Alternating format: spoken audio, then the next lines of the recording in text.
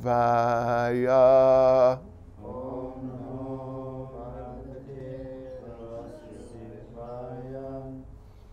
Srimad Bhagavatam, Canto 3, Chapter 12, Creation of the Kumars and Others, beginning with text 12, which I'll just read, and there's a few, right?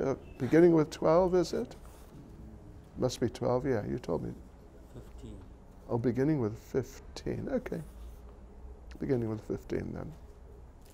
15 and then 19. 16 has a purport.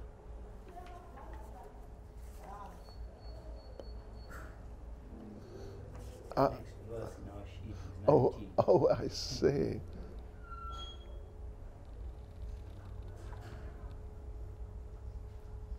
So what to do? Just carry on to 19 then. Yeah? Okay. All right, so let me just read text 15 first. Iti yadishta swa guru na bhagavan nilalohita satvakriti swabhavena sasarjartma sama praja. Translation. The most powerful Rudra, whose bodily color was blue mixed with red, created many offspring exactly resembling him in features, strength, and furious nature.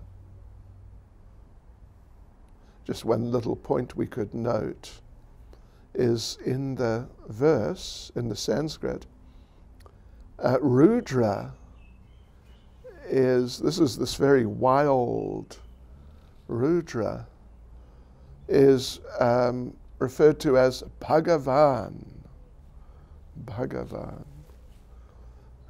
which is translated in the word for word as the most powerful.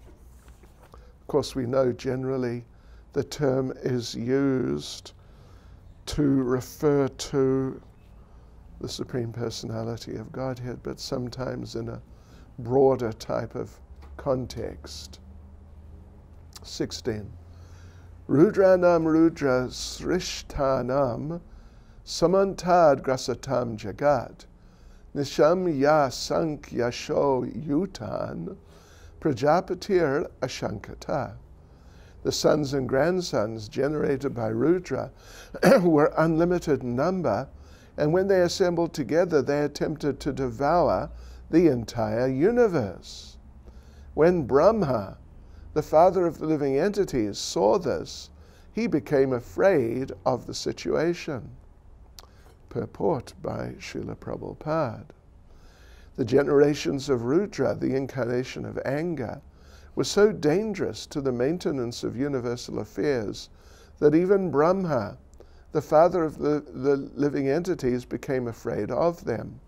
The so-called devotees or followers of Rudra are also a menace. They're sometimes dangerous even to Rudra himself. Descendants of Rudra sometimes make plans to kill Rudra by the grace of Rudra. That is the nature of his devotees. Okay, anyway, let's carry on to 19, but we'll probably say a word or two about that because it is interesting and it is important. So 17. Alam prajabi srishtabhya idrishibi surotama maya saha sahantibhya dishas chakshurbhya ulbanai. Brahma told Rudra, O best among the demigods, there's no need for you to generate living entities of this nature. They have begun to devastate everything on all sides with the fiery flames from their eyes, and they have even attacked me. Tapa atishta bhadramte sarvabhuta sukhavaham tapasaiva yata purvam srashta vishvamidam bhavan. My dear son, you had better situate yourself in penance, which is auspicious for all living entities, and which will bring all benediction upon you. By penance only, shall you be able to create the universe as it was before. Interesting. Rudra will be able to create the universe as it was before. Purport. In the creation, maintenance, and dissolution of the cosmic manifestation, the three deities, Brahma, Vishnu, and Maheshvara, or Shiva, are respectively in charge. Rudra was advised not to destroy while the period of creation and maintenance was going on, but to situate himself in penance and wait for the time of dissolution when his services would be called for. All right, so now we're going to do verse 19. Tapasaiva param jyotir bhagavantam adhokshajam sarva bhuta guhavasam anjasa vindate puman tapasaiva param jyotir bhagavantam adhokshajam sarvabhuta guhavasam anjasa vindate puman tapasaiva param jyotir bhagavantam adhokshajam sarvabhuta guhavasam anjasa vindate puman tapasaiva param jyotir bhagavantam adhokshajam sarvabhuta guhavasam anjasa vindate puman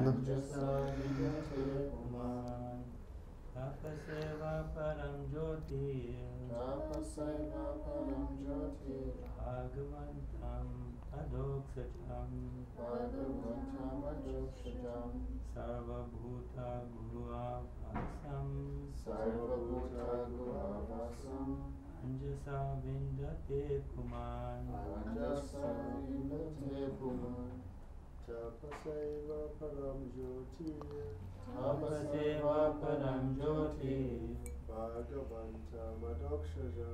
bhagavantam adhokshajam sarvabhuta guhavasam anjasa vindate puman. Mataji's. Tapasaiva param jyoti bhagavantam adhokshajam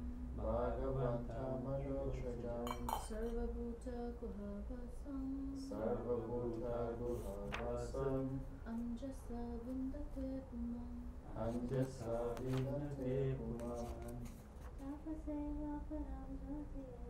tapasaiva param jyoti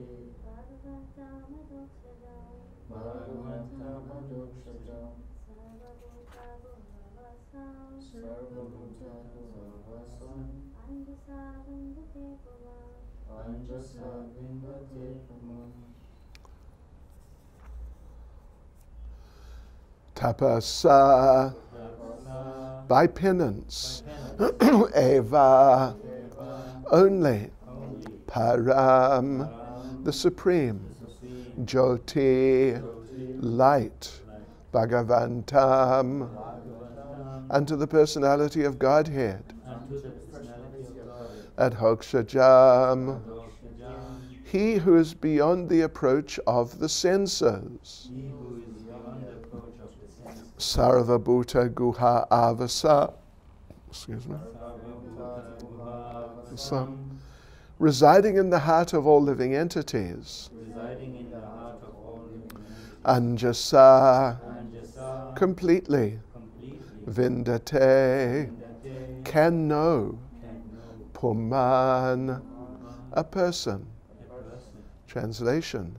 By penance only can one even approach the personality of Godhead, who is within the heart of every living entity, and at the same time beyond the reach of all senses.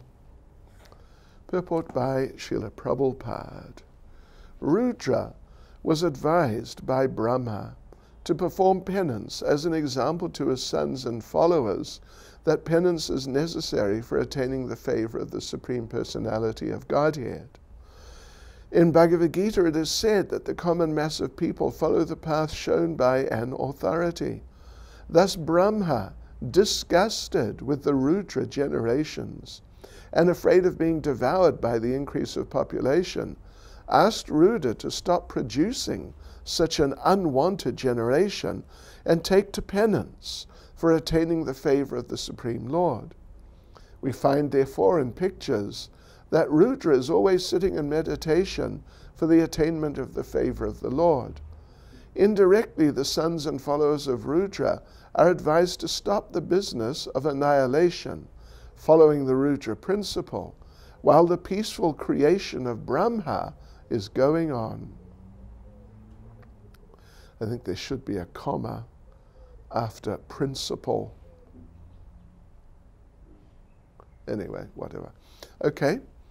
Tapasaiva param jyotiya bhagavantam adhoksajam sarvabhuta guhavasam anjasa vindate puman. By penance only can one even approach the personality of Godhead, who is within the heart of every living entity, and at the same time beyond the reach of all senses. Nama Om Vishnupadaya Krishna Prestaya Bhutale Srimati Bhaktivedanta Swaminiti Namane Namaste Saraswati Devi Gauravani Pracharne Nirvishesha Shunyavadi Pastityadesha Tarne Sri Krishna Chaitanya Prabhu Nityananda Sri Advaita Gadadha Shivas Adi Gaura Bhakta Vrinda Hare Krishna, Krishna Krishna, Hare Hare, Hare Rama, Rama Rama, Hare Hare. Yes, so let us refer back first of all. There were three purports that we covered. Let's just have a look at the first one. It is interesting. First one is the purport of verse 16, and the verse is saying how Rudra, that original Rudra who came from the forehead, came from the anger of Lord Brahma because of the refusal of the four Kumars to take up the service that he wanted them to take up. Of procreation, so that Rudra, Lord Shiva, who appeared then as a manifestation of the anger of Lord Brahma, he then expanded into many,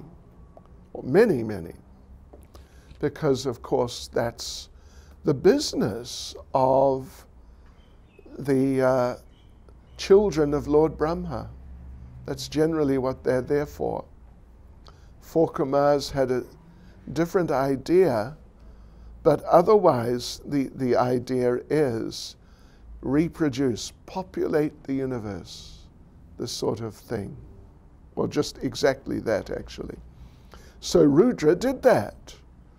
But unfortunately, those Rudras, his descendants, they also embodied that very extremely angry, and even angry to the point of being wild, like a bizarre type of situation. Yes, and it was too much. Sometimes it happens to a person in this material world. This is the material world. And according to Lord Krishna, in the Bhagavad Gita, chapter 2, verses 62 and 63. Jayato vishayam pumsa sangasteshu pajayate sangat sanjayate kama kamat krodo vijayate. Well, particularly in this regard, in regard to what we are saying, this verse 62 is the most relevant. While contemplating the objects of the senses, a person develops attachment for them, and from such attachment lust develops, and from lust satisfaction arises. Okay. All right. Got it? No. What's wrong? From lust you get greed. Well, from lust, I said satisfaction. Isn't that what everyone says? Well, kamat, from lust, krodha, vijayate.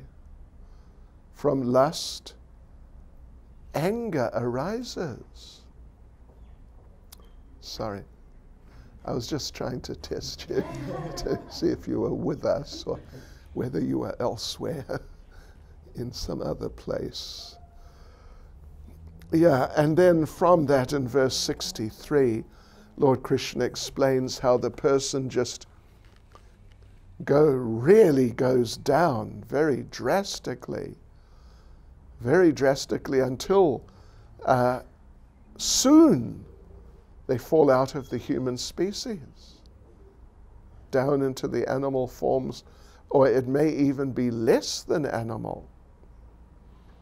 So this is how the material world works. The material world works that people, first of all, they want to enjoy independent of Krishna, their own personal enjoyment. And in this material world, the people, or just the living entities, are surrounded by many apparent facilities and opportunities to do that. Yes, so many facilities for enjoyment independent from Krishna, and in this way trying to fulfill the very fundamental or foundational element in the consciousness of the conditioned soul, which is, I want to be the independent enjoyer and master too. Yes. This is the sort of driving principle of material existence.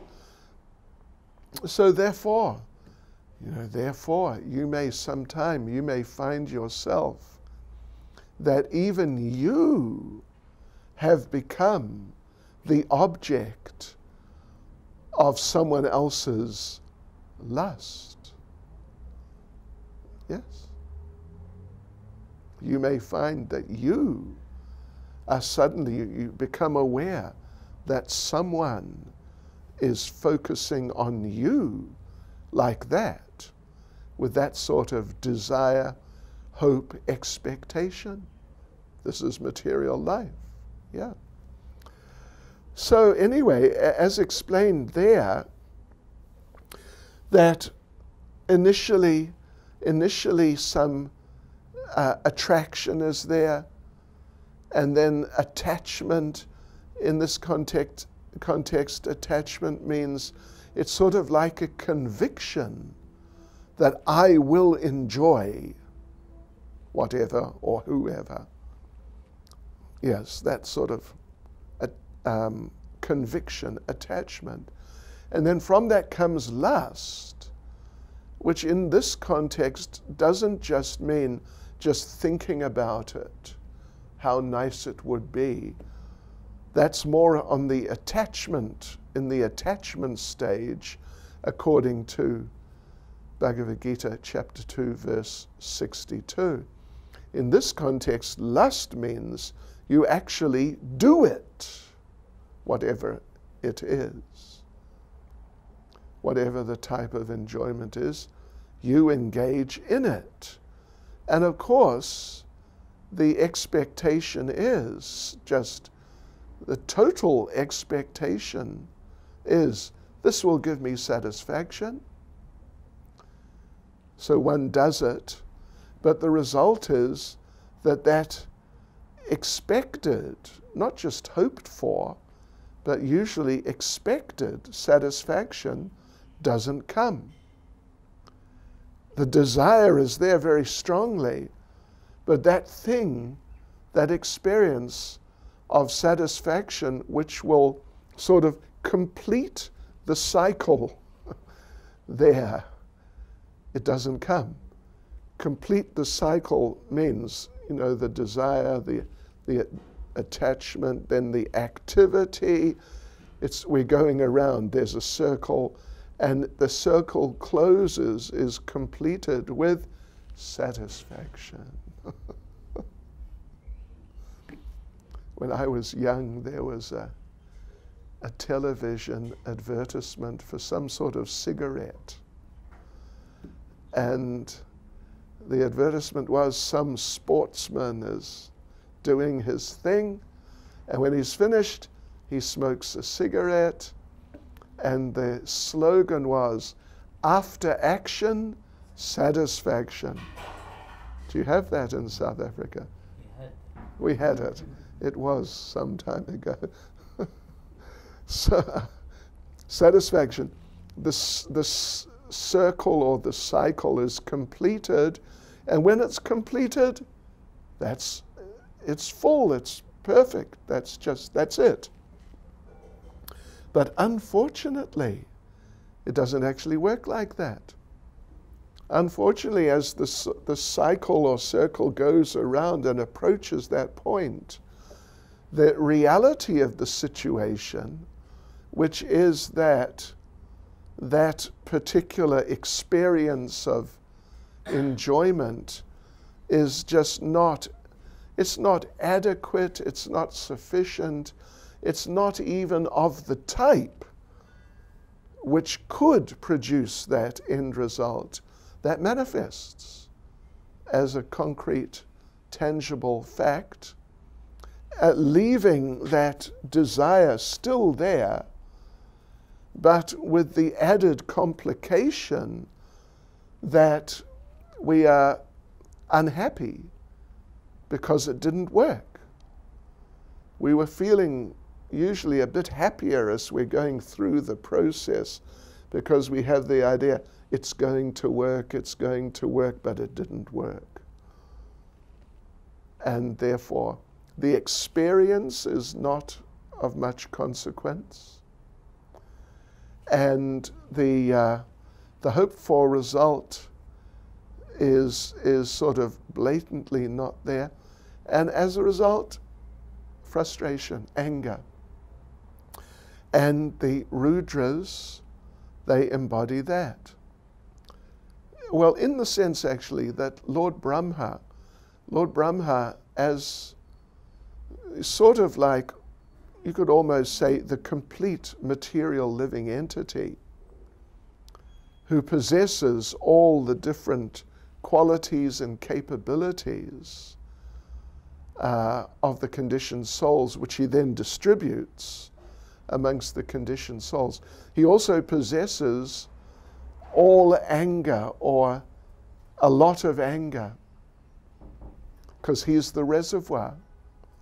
He's the reservoir of all the material qualities. So when he became so angry with the four kamas, it's like his total anger popped out of his head as Rudra, who embodies that anger. And as we read, then his sons, Rudra's sons and grandsons, they also manifested that anger, and it was so great that it seemed like it might destroy the universe. And Lord Brahma then, as the creator or the engineer, the one who's responsible for it, he immediately felt that if they're going to destroy the universe, well, that means everything is just futile, hopeless, and a disaster. So therefore, as we read, he approached the original Rudra and told him, please speak to your sons. Please speak to them to calm them down, engage them in something more positive, penance, and otherwise just go elsewhere. This is not the time. It's not the time because it's the time of the creation, and it's certainly not the place at this time. So go to another place. So I don't know if it explains here, but elsewhere it is explained that, maybe not here, that then Rudra with all his offspring went to a place called Mahakalapur. Elsewhere you'll find that noted, Mahakalapur. Pur, of course, meaning place, like Jagannath Puri, the place of Jagannath.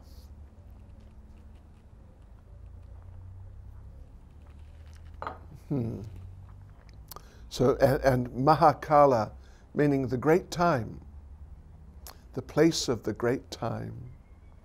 And what's the great time? Time of distraction.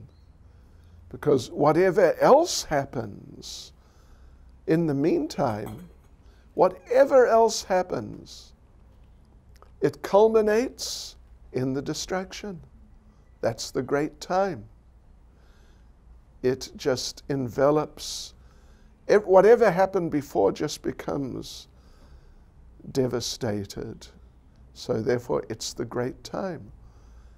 And any of the times before that, even though they may appear very nice or very interesting in different ways, and you may think they're great times, but they're not so great because they all get destroyed.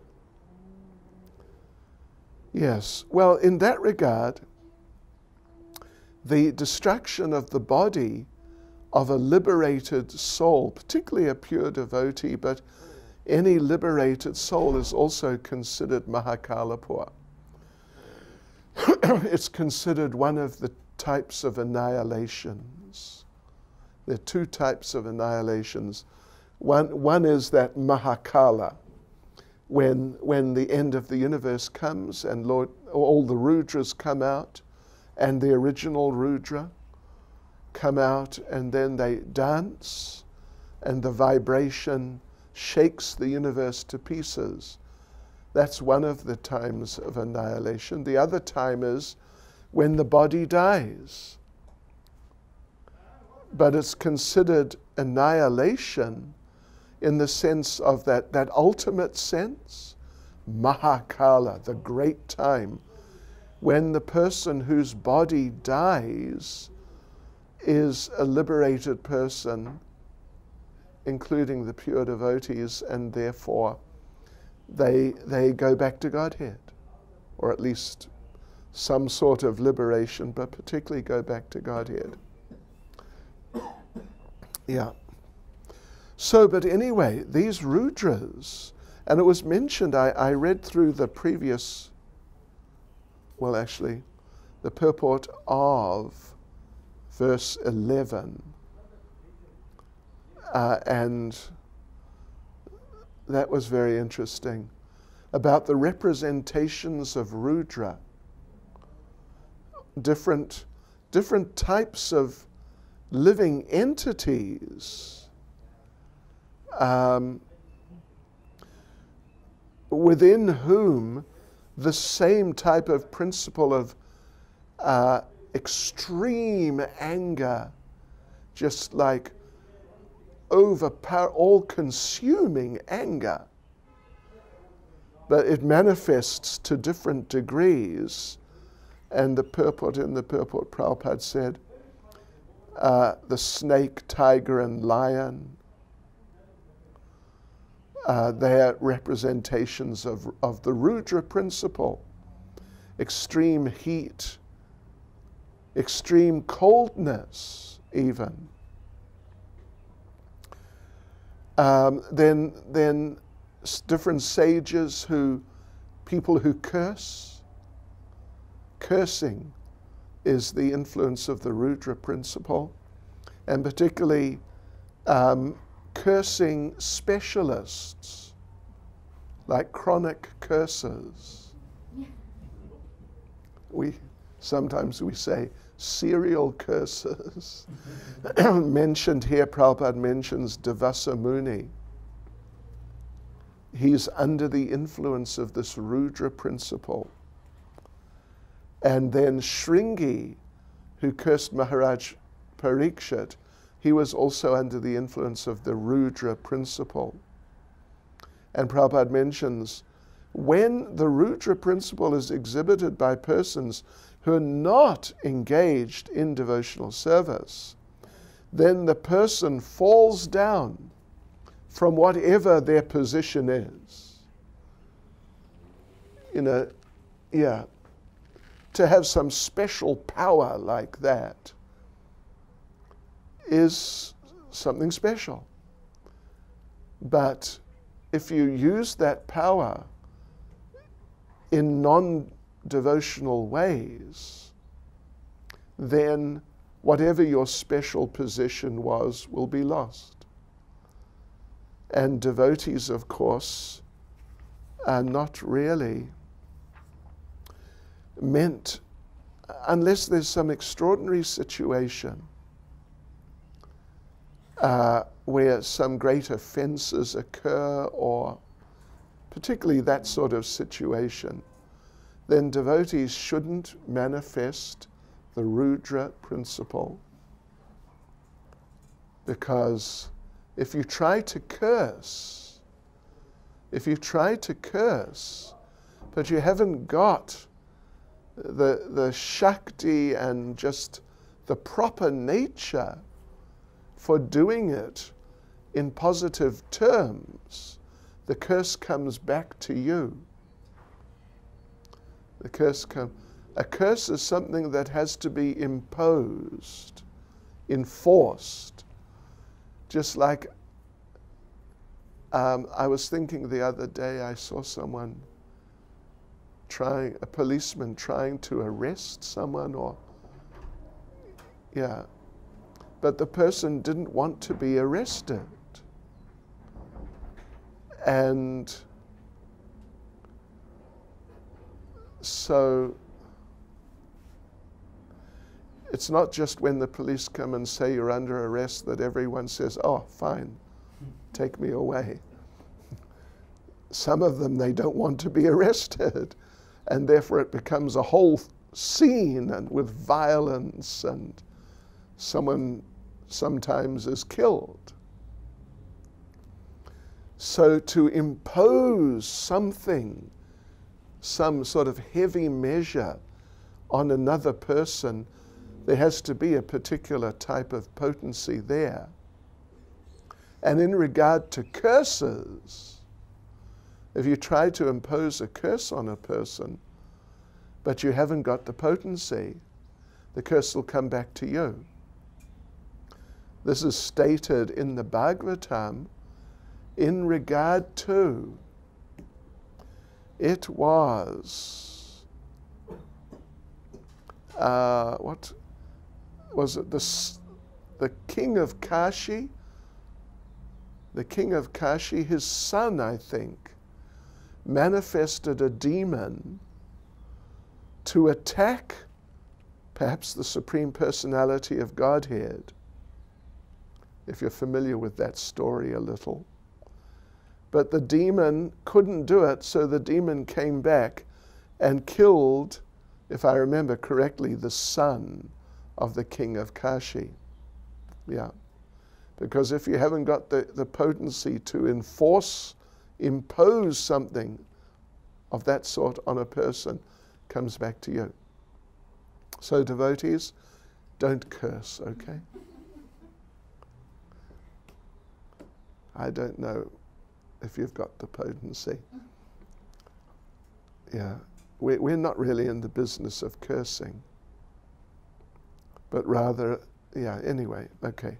So, but now these followers, Prabhupada, in the first purport we read, Prabhupada says the so-called devotees or followers of Rudra are also a menace.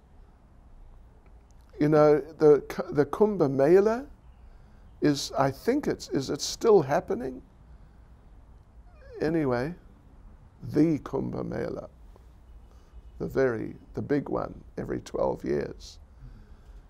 I believe it's still happening. It goes on for like 5 weeks or some number of weeks. And at the Kumbh Mela, the sort of most colorful group, they're all sorts of spiritual, mystical, etc., groups there. The most colorful are the Naga Babas, who, you know, they have no clothes, they're just totally sort of unkempt and like often very antisocial,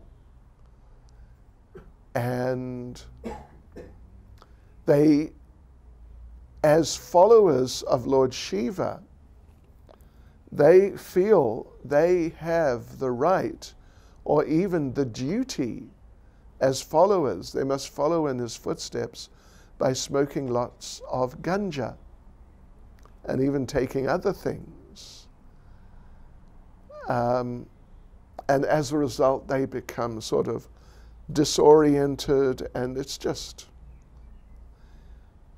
And because they're so wild, on the bathing day, the main bathing days, they are allowed to go first.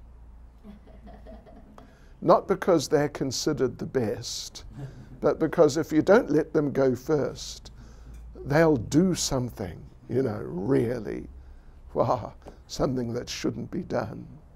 You know, they'll attack. Yeah. Because in that condition of life, a person becomes a menace. Yeah. Person becomes a menace. Srila Prabhupada makes the point, it's perhaps in the 8th canto where Lord Shiva swallows the ocean of poison. Srila Prabhupada makes the point that these followers of Lord Shiva, they feel they have the right or even the obligation to follow in Lord Shiva's footsteps by smoking ganja. And therefore they shouldn't be criticized for doing that.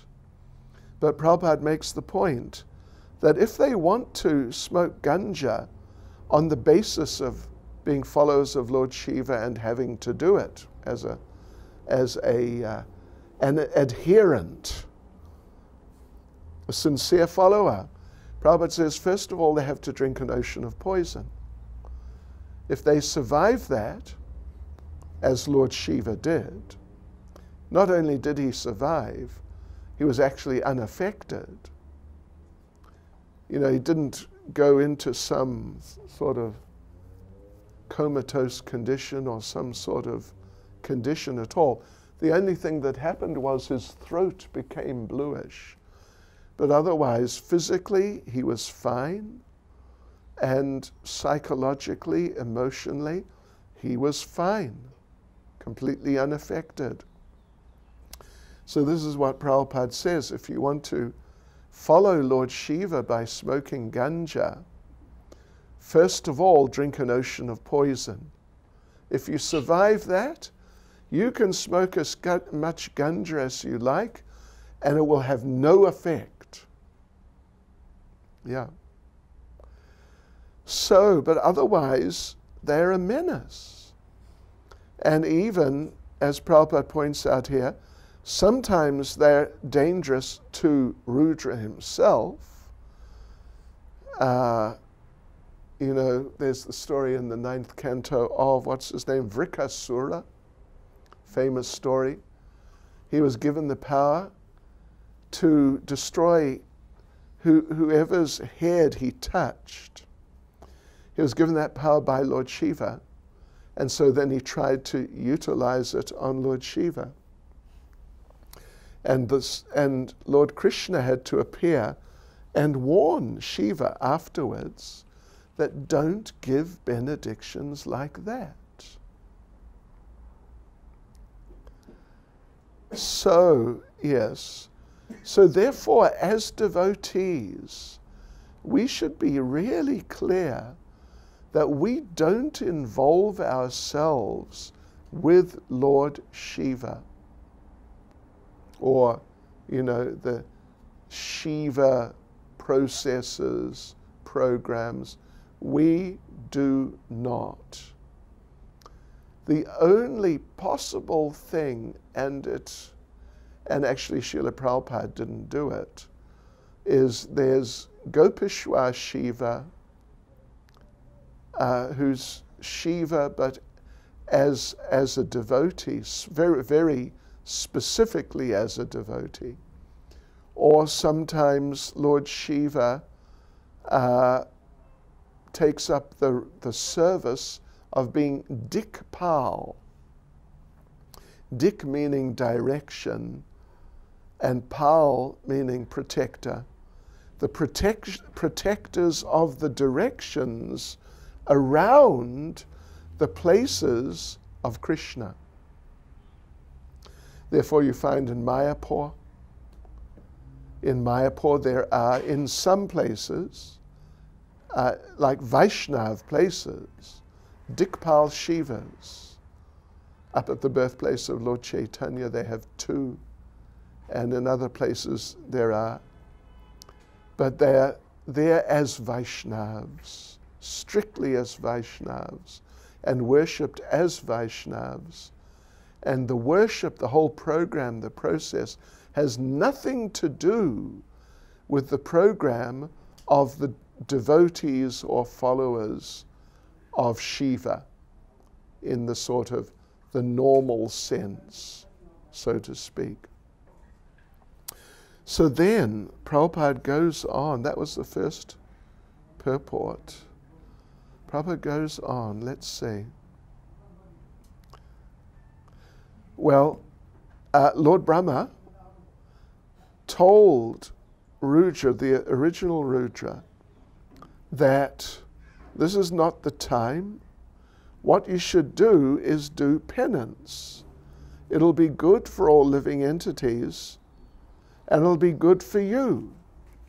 It'll be good for you and all of you. So please do that and wait until your services will be called for, and it appears that Rudra did that. It appears that Rudra did that. So, Srila Prabhupada in the last purport, text 19, Prabhupada makes the point that Lord Brahma is giving this advice, this direction even, in the sense that you, Rudra, you're a very great person. You're a very great person. Therefore, people are going to follow you. So therefore, please set an example which is worthy of being followed.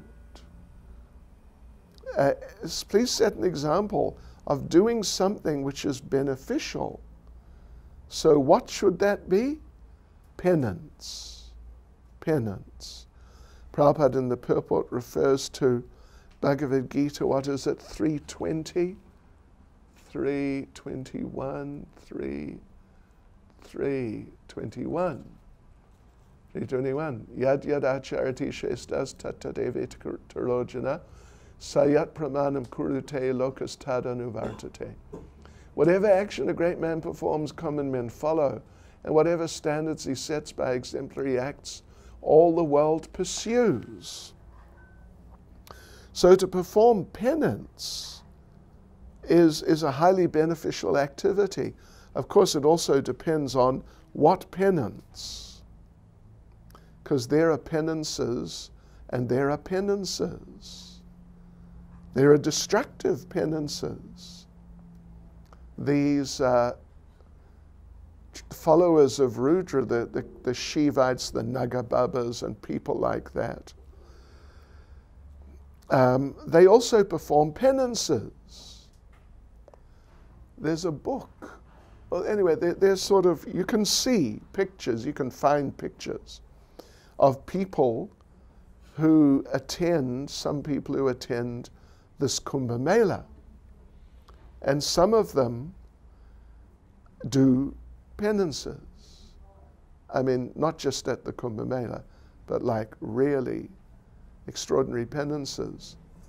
Some of them, for example, some of them stay standing up 24 hours a day.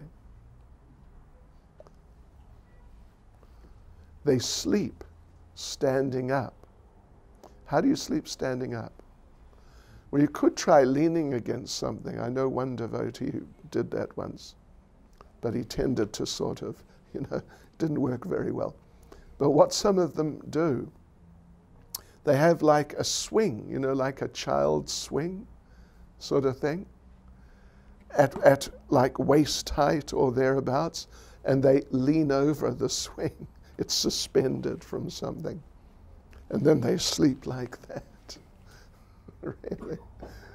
They do some things. But the worst one was, which I saw pictures of many years ago, one man, there were two. One man, he took a vow to hold one of his arms upright permanently. So he did. And there's a photo. And this man, his upright arm, was withered. You understand, withered? All the flesh had gone. I mean, it was just skin covering bone, whereas his other arm was relatively normal. Penance. But it's destructive. In Bhagavad Gita, is it the 17th chapter? Lord Krishna talks about austerity in the mode of ignorance, and it's harmful to the body. The other one, interesting one, was the one who clenched his fist permanently, but the fingernails didn't get the message. They kept growing through his hand until they came out the other side. And so there are these fingernails, sort of curled, but they're like, at least 6 inches long or more, sticking through his hand. Penance, Haribol. So this is austerity in the mode of ignorance, and it's under this Rudra principle, and it's destructive. It's really destructive. One lady devotee told me, Indian, some time ago, several years ago, she was at some railway station somewhere, waiting for a train, and she turned around. There was a Naga Baba. All he had was his trident. The rest, nothing at all. Just nothing. And she's, a bit of a shock. Wow. This man's just standing there right in front of her. And so she looked at him a little pointedly, and he looked back. And with his trident, he picked his trident up and went bang, sort of slammed the end on the ground and looked at her. Don't look at me. The Rudra principle.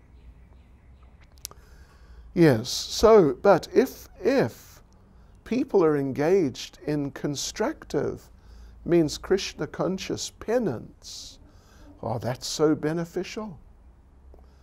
And for us, Prabhupada would say, at least we were told, when I was just a new boy in the temple in London, we were told many things which we were told Prabhupada said. And one of them was that one day on the street, on Sankirtan, is equal to 10,000 years of austerity in the Himalayas. Well, maybe it depends on what austerity you do in the Himalayas. If you sit there and chant japa, that's nice.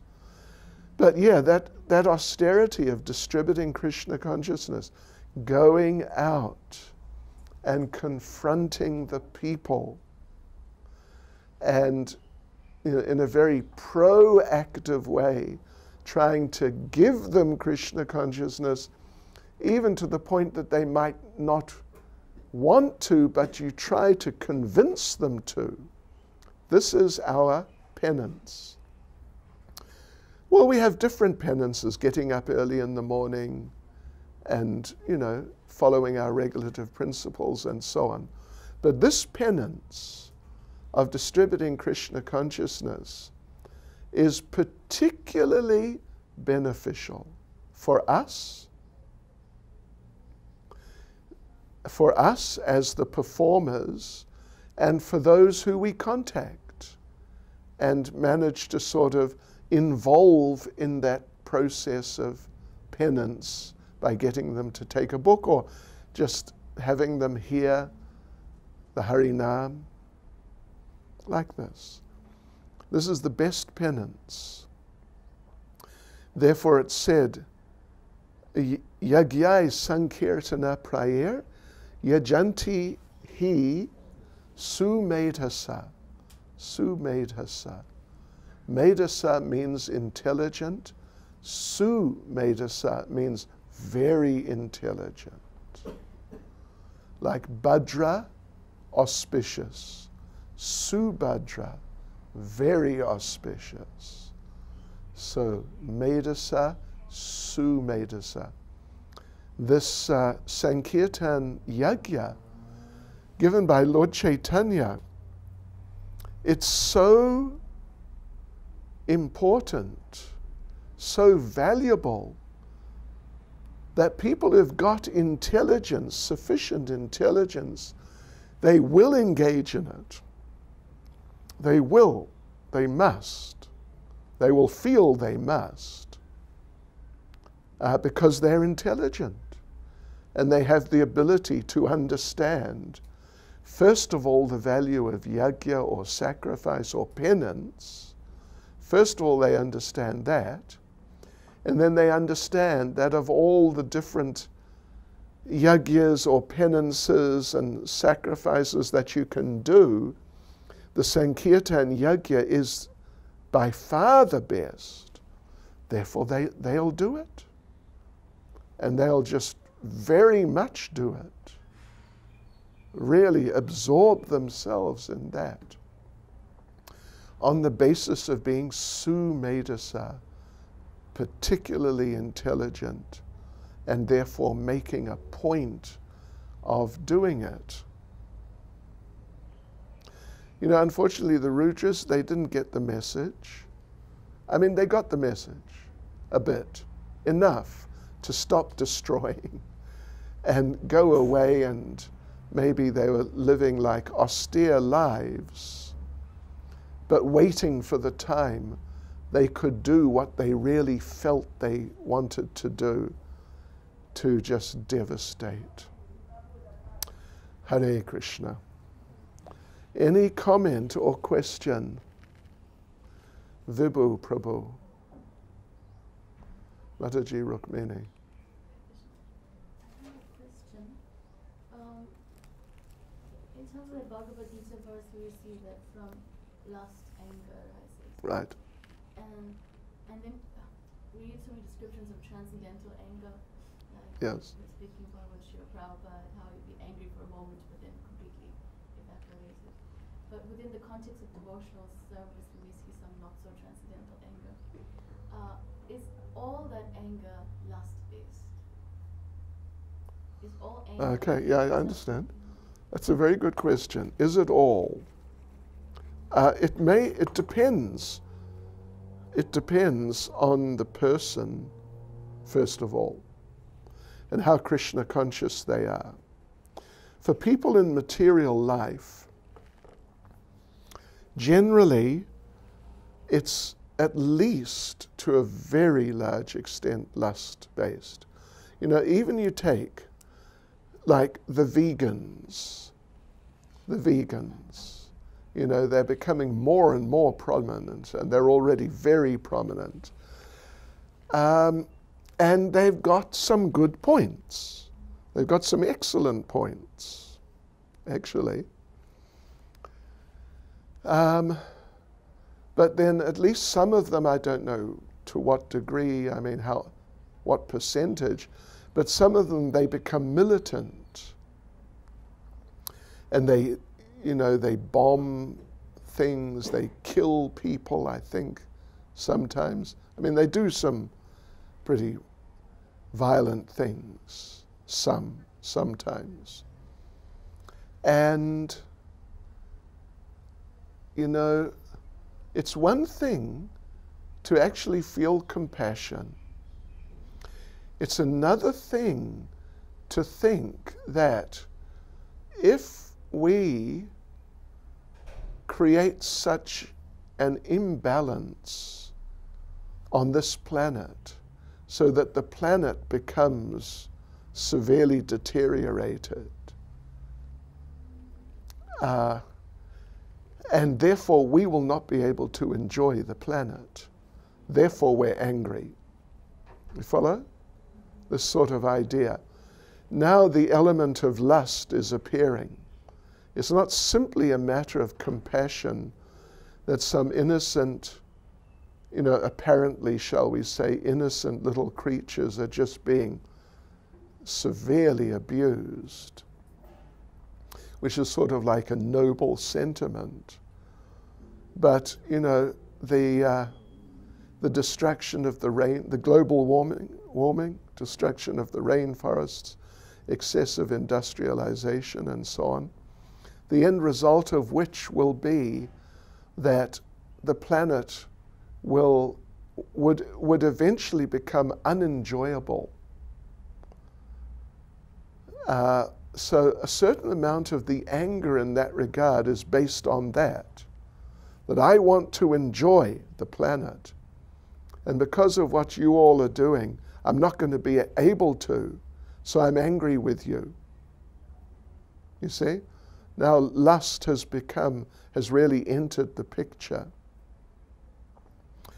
Yes. So,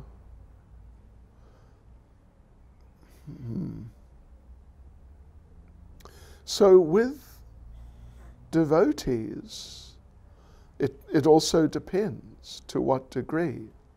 If it's someone like Srila Prabhupada or Hanuman is an example given, that he burnt down the city of Lanka because he was angry. Arjuna is also given as an example. He was angry, so he fought. So there we can understand that it's pure. There's no lust. But if we are in the queue for the Sunday feast, and our favorite preparation is there, but it's just running out, and when we get there, it's gone, and we become angry, which happens to sometimes. That anger is not based on, certainly not completely based on it, and may not even be based on some Krishna conscious desire that, the cook who prepared this was a very elevated devotee, so there's so much bhakti in this, whatever it is, and I just need that bhakti. You follow the idea? It's usually not a consideration even.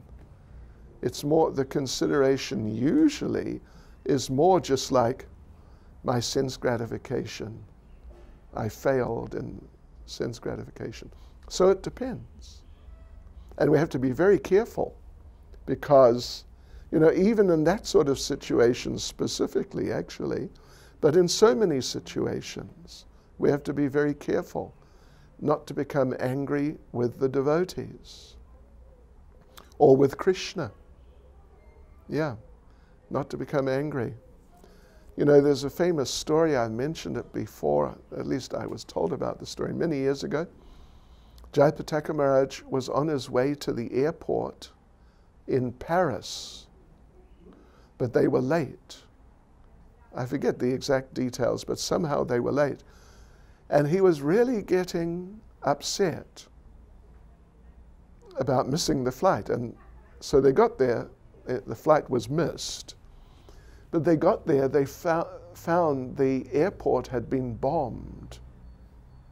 A bomb had been detonated in the airport, some terrorist act.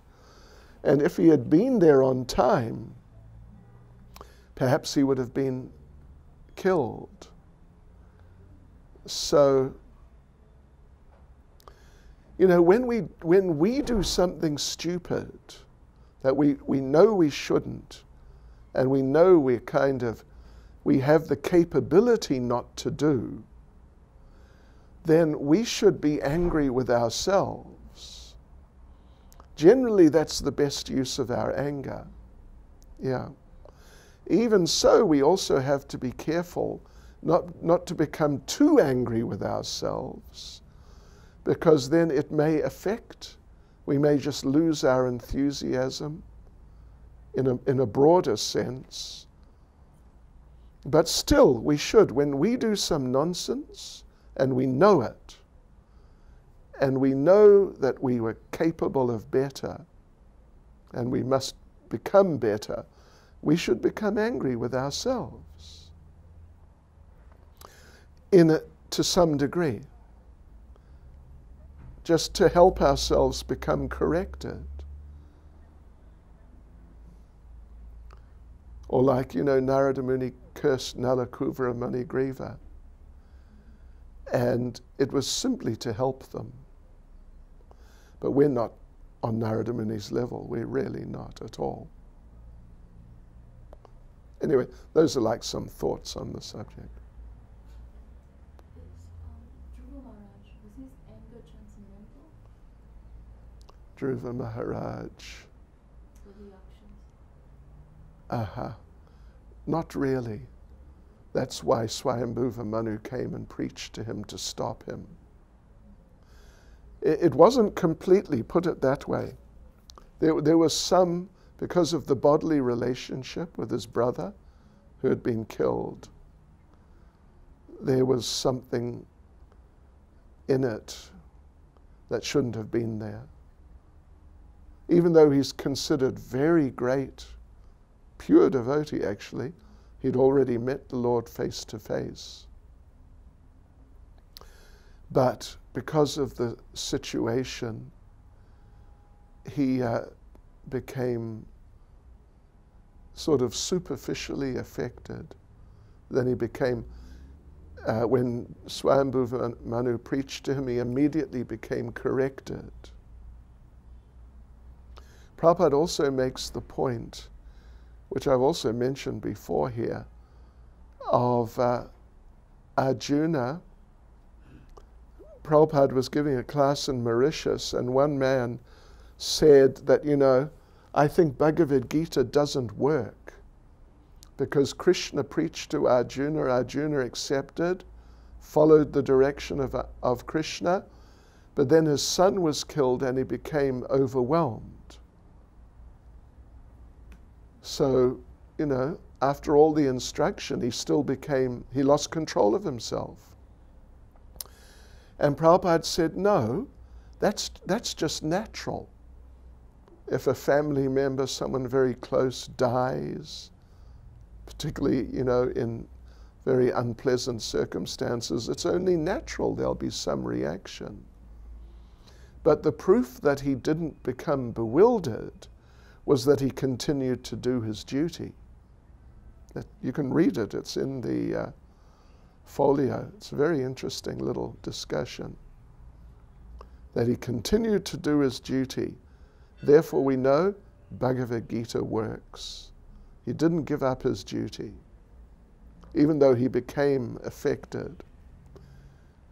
So with us, if we get into some situation where we become very disturbed, very angry about something, we have to be very careful, because we're much more susceptible to actually falling into a real material condition.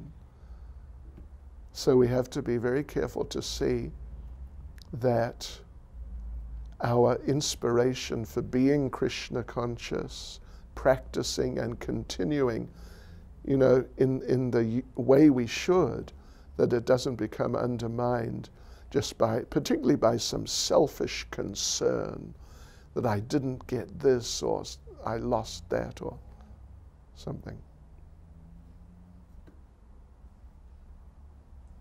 Imagine Bhagavad Gita, it's described that in this age there's a lot of unwanted progeny.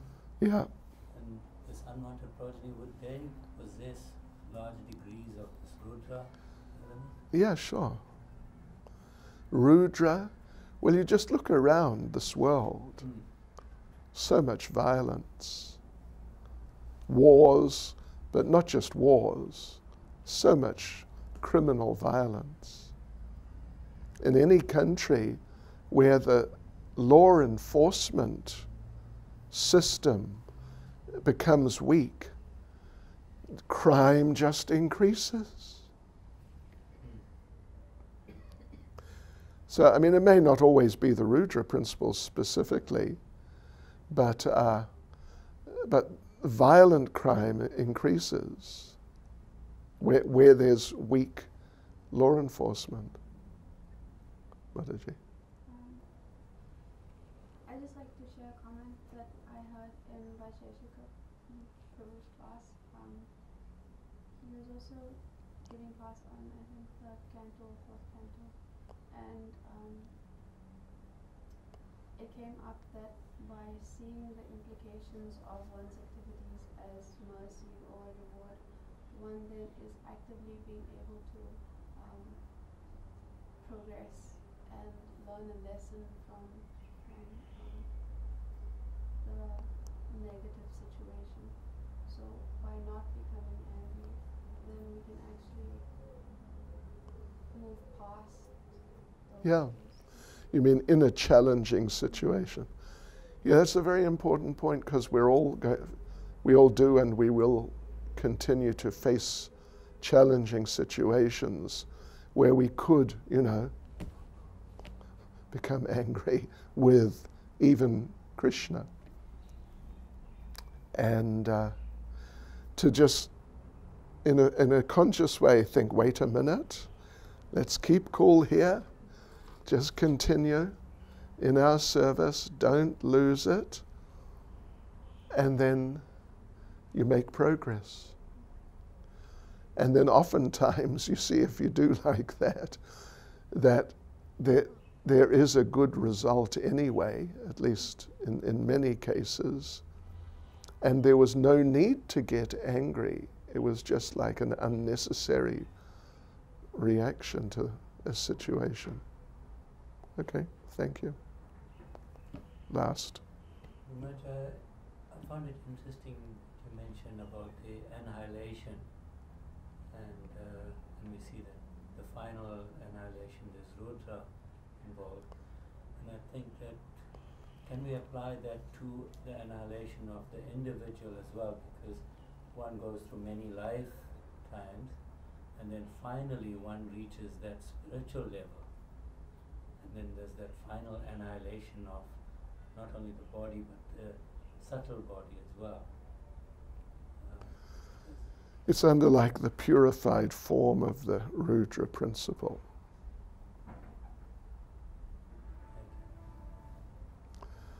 Srila Prabhupada ki.